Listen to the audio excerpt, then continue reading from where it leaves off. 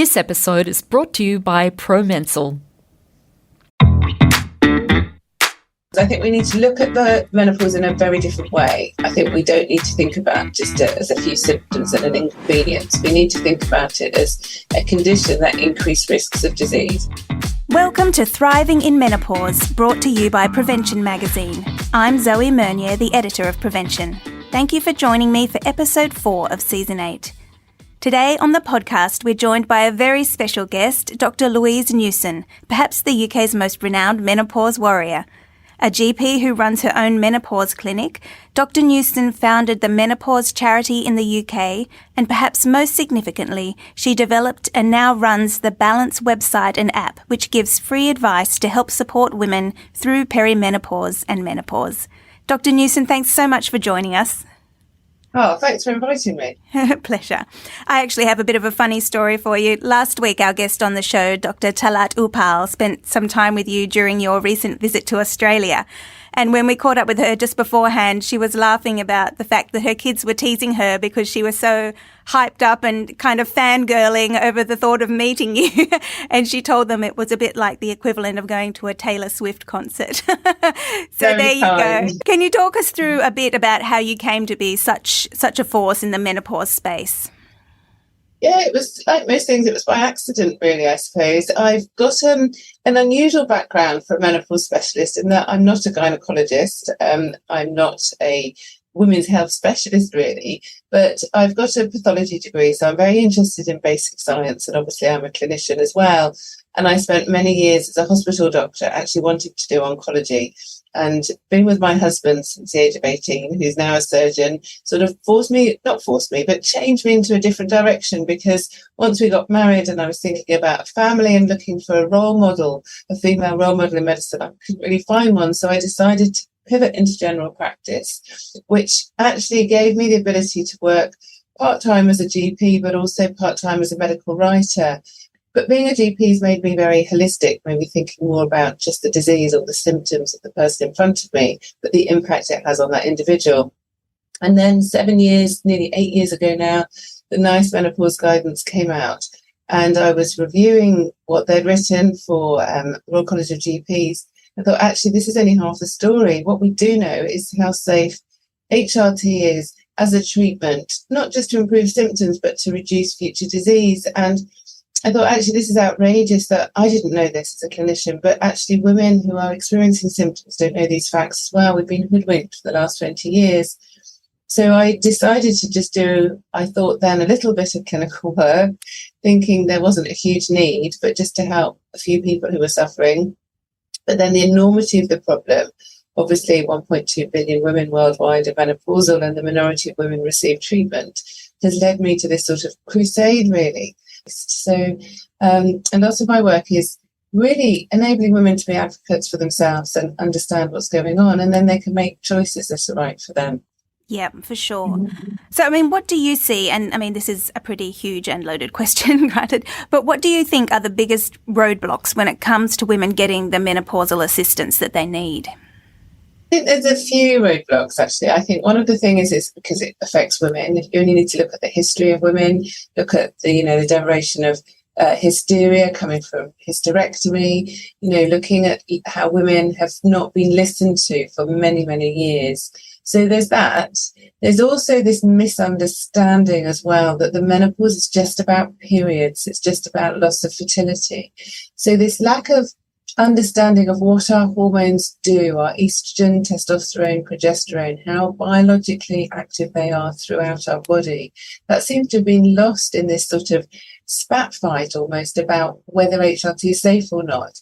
Forgetting what HRT is or does for a minute, just think about our hormones, what they do in our brain, what they do in our cardiovascular system, what they do in our muscles and our joints. It's really important, and that's basic physiology. It's not rocket science. So I think that's been forgotten. And then I think the enormity of the problem scares people, because a lot of politicians, a lot of policymakers are looking short term. They're not looking longer term, and you have to invest to save. And people aren't prepared to do that. Yeah. I mean, as you said, it's important that one of your things is trying to empower women. What's the biggest message that you would want a woman to know that's heading into menopause? I think the important thing is to know facts, and it's really important, ideally, to know facts before you experience symptoms, because for many of us, the commonest symptoms are memory problems, anxiety, low mood. So if your brain doesn't work well, it's harder to assimilate knowledge. So, being forewarned is forearmed, isn't it? I think. And knowing not just about symptoms, but knowing about the diseases that increase when we haven't got hormones in our body is really important. Because there's this big sort of thing about, not everyone experiences symptoms. And if we talk about symptoms in a negative way, people will more likely have negative symptoms, which I don't believe at all from my huge amounts of clinical experience. But actually, whether I have symptoms or not as a menopausal woman, I've still got an increased risk of cardiovascular disease, osteoporosis, type 2 diabetes, clinical depression, dementia, different types of cancers, inflammatory conditions. So I need to be thinking about that, and also thinking about how am I going to make my menopause the best? How am I going to be the best version of myself? And so having time to reflect and think, well, for many people, the menopause will occur and continue for maybe a third of our lives, or for young women even longer. So we've got to be having this really important conversation with ourselves. Am I going to carry on smoking? Am I going to carry on drinking alcohol? Am I going to change my exercise? Am I going to look at my mental health? Am I going to consider hormones or not? All of these questions that I think people should be asking themselves sort of almost sooner rather than later, because for some women, symptoms come on very gradually. Other women say, it's like I've been hit like a bus. It just come on, and then it's overwhelming. And if you haven't given it any consideration, trying to consider things when your brain isn't functioning, for some women, be very sort of catastrophic and very difficult to process, actually. Absolutely. We'll be right back after this. Perimenopause can actually start in your 40s. Declining estrogen production during perimenopause brings on changes to menstrual cycles and often the onset of hot flushes, night sweats, mood swings, and sexual problems. Promensal Peri is specifically designed for perimenopausal women and can help relieve these common menopausal symptoms. Promensal Peri is available at leading pharmacies across Australia and offers a cost-effective treatment at under $1 a day.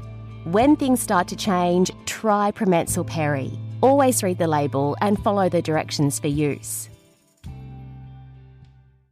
Okay, we're back.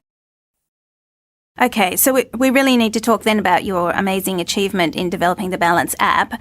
How did the concept for that come about, and how does it help women? Well, I suppose it's more of a personal story, I suppose. So 7 years ago, when I was setting up the website, writing lots of articles, doing lots of education, trying to start up my clinic, I was really struggling with my own sort of mental and physical health, really. I was incredibly tired, like too tired to work, which is unusual for me. But also I was getting worsening migraines, I was getting muscle and joint pains, my stamina was low, I was a really irritable, horrible person to live with. But I was finding it very hard to remember things, which really had an impact working when you can't remember drugs and names of diseases. And I was more emotionally labile, and I was getting more urinary tract symptoms. Didn't even put the pieces together and think, I'm 45, maybe I'm perimenopausal. It took me a few months, and actually it was one of my children that said, you're so moody, I think you probably need a period. And then I realised, I haven't had a period for a few months. And then the penny dropped. But I was really embarrassed because firstly, I'm very educated. Secondly, I'm a menopause specialist, and I still didn't recognise my own hormonal changes. So I then thought, wouldn't it be great if I had an app that I could monitor my symptoms and get, informed a bit quicker? But also at the same time, my clinic was getting a lot busier, and I was listening to stories, and we still do, of women who can't afford to come to the clinic, shouldn't be coming because they're very simple, straightforward, they're not complicated medically, yet they're really, really struggling to be heard. And then with my social media work, I was hearing a lot of women globally, and we're not insured to cover people from other countries unless they do their first consultation in the UK. So I was thinking, well, I can't reach everyone through my clinic. I absolutely can't. But what I can do with technology is reach people in different ways. So we developed the app as a way of educating people and allowing them to really monitor symptoms, have more information, and make decisions that are right for them about not just their treatment, but their future health as well. Yeah, so basically they can. It's also a method of them being able to put their symptoms in this app, and then also be able to then take it to their GP and say, "Look, I'm experiencing this, this, and this."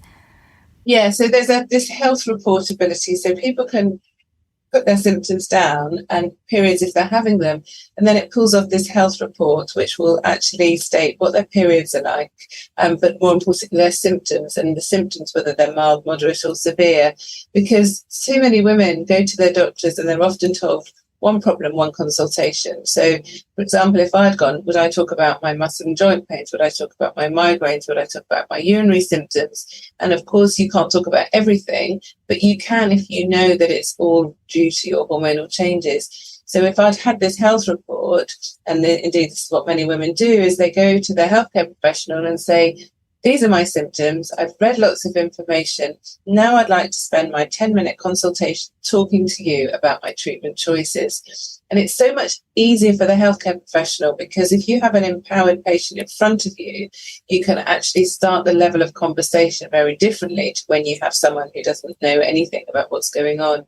So we've had over 600,000 health reports downloaded, which we know is obviously really good. We've recently done a survey of our users, and over 70% of women are enabled to get treatment they want. I don't know what that treatment is, and it doesn't matter, because the important thing is it's what they want, which is really empowering to read. Absolutely. I mean, have you received any kind of data from the app itself in terms of anything that may have surprised you in terms of, obviously we know about the things like hot flushes, and but in terms of odd symptoms that have surprised you? I think one of the things is how common some of the symptoms are. So when we look at the people who are monitoring symptoms, the commonest symptoms are the fatigue, the brain fog, the memory problems, the anxiety, the low mood, the reduced libido, the headaches, muscle and joint pains, and they all come higher than the flushes and sweats, which I think is really important, because for so long we've just been taught about the flushes and sweats. And don't get me wrong, for some women they can really be very distressing, but actually 98% of women we see in the clinic have psychological symptoms. Over 90% have memory problems. So obviously we're seeing a skewed population, but it's still, these are the problems that affect people. So many organisations are talking about fans and air conditioning and changing uniforms. But I really don't see how that's going to help people's brains to function. Yes, absolutely. I mean, the workplace is one area where women really can find themselves struggling when dealing with, menopause and the symptoms. What is some of your experience of that from your position of as a GP? It's huge, actually. As we know that around 10% of women give up their jobs, and we know a lot more struggle. We did a survey of NHS employees, and we found that 37% of women actually considered reducing their hours but couldn't afford to do so. And for me, that's really significant, because if you're considering reducing your hours, it means that you're not doing as well as you maybe could. And so we know that people aren't performing as well. And we also did another survey of people, so not NHS employees, and over half of them had taken more than 8 weeks off work due to their symptoms of their menopause. Now, I employ a lot of people in our organisation. I would be horrified to think people were taking off time off work for their menopause. So, it's really sad, actually. I speak to a lot of women who've told me they've given up their job, or that they've not gone for a promotion, or that they've reduced their hours. And if you reduce your hours, you're reducing your pay as well. Or like a lady recently said to me, well, of course I'm going to have a different job now I'm menopausal. I can't expect to do the same work as I did 10 years ago. And I just don't think we should be putting up with that. A lot of people now are talking about workplaces having more responsibility, and I absolutely agree they should have more responsibility to help educate. But actually, They shouldn't just be supporting women who are menopausal. They should be directing them so they get the right treatment. And that's the big problem, is that only the minority of women are still receiving treatment. So there's one thing that employers aren't recognising it, but also healthcare professionals often aren't. And so when they sign a sick note, it might be signed for anxiety or depression or migraines, which isn't telling the employer the full story. And then it's really hard then for the employer to put the right processes in and give the right support when that person comes back to work. We'll be right back after this. Okay, we're back. So where do you see that we need to go next in terms of more improved menopause assistance? I think we need to look at the menopause in a very different way. I think we don't need to think about just as a few symptoms and an inconvenience. We need to think about it as a condition that increases risks of disease. We need to think about our hormones as hormones that reduce inflammation in our bodies. And we know a lot about inflammation, as in if we eat a healthier diet, if we exercise, we sleep better, we have less inflammation in our bodies. But if we have hormones as well, we have far less inflammation. We also need to be talking about natural hormones rather than HRT, because when people say HRT, they're always thinking about breast cancer. And actually, as you probably know, the studies haven't shown there's a statistically significant increased risk of breast cancer. And with estrogen-only HRT, there's a lowered risk of breast cancer. So the hormones that we give now are very different to hormones from studies in the past. They are just the same as the hormones we produced when we were younger. If we start talking about natural hormones and the menopause being more of a hormone deficiency, then it's a lot easier for people to understand.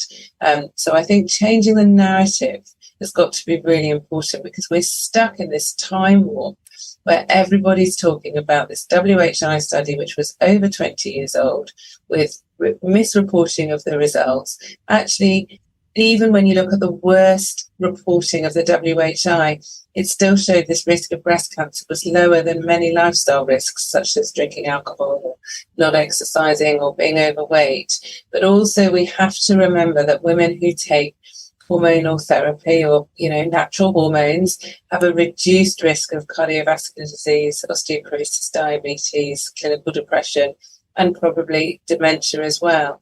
Most women die from cardiovascular disease. So denying women a treatment that halves the risk of cardiovascular disease is nonsensical, actually. And we need to wake up and look at the evidence rather than argue about what guidelines says what, because there's a lot of bias in the guidelines that have been written. But we need to sort of unstrip and look at the actual evidence and unpick that. And it's very clear how safe our hormones are. Okay, going back to those lifestyle changes, what, in your opinion, would be the most effective ones? If someone's trying to reduce their symptoms, what, in your opinion, would be the ones that really do help the most? And I think we need to think about what's causing the symptoms. So what's causing the symptoms is low hormones. So you can't exercise your way or eat your way out of the menopause. You can't replace hormones in any other way. So that's important to know. But there's no point taking hormones and not thinking about your lifestyle as well. Probably the biggest thing people can do is look at their diet, as in what they're eating. We know it's so easy now to put on weight because of the processing of foods, the ultra-processed foods, sugar content of foods. It's so much easier to eat something as you're on the move. And obviously, having just come back from Australia, you are healthier than us because you don't go to supermarkets the same. You eat fresher food, which is great, but it's still things slipping in.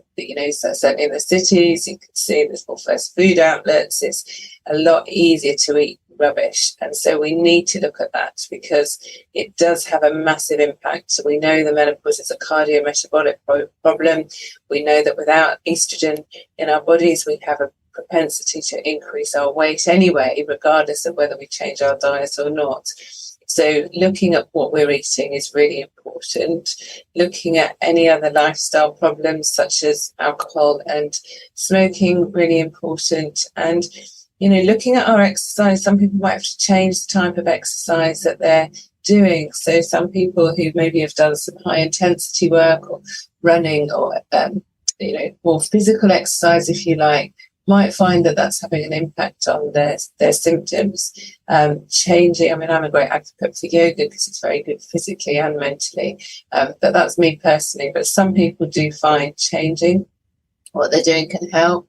Looking mentally at what we're doing is really important. I've already said the power of our hormones in our brain, but also the menopause often comes at a time where we're pulled in many directions. You know, some of us have got children, elderly parents, got changes in our careers, we've got our partners maybe doing different things with their careers. So having the ability, I think everyone should learn how to meditate and to empty their brains. It's easier said than done. For sure. But, you know, that's really important. But all these lifestyle changes are investments to our future health, and we don't have to wait till we're menopausal to be starting thinking of those. Well, thank you so much for spending the time with us today, Dr. Newson. We really appreciate your valuable insights. Oh, thanks for inviting me. Listeners, thank you for joining us. If you like this episode, please rate and review and subscribe. And for more information about living your best life at midlife, pick up a copy of Prevention magazine. I'm Zoe Mernier. Until then, see you next time.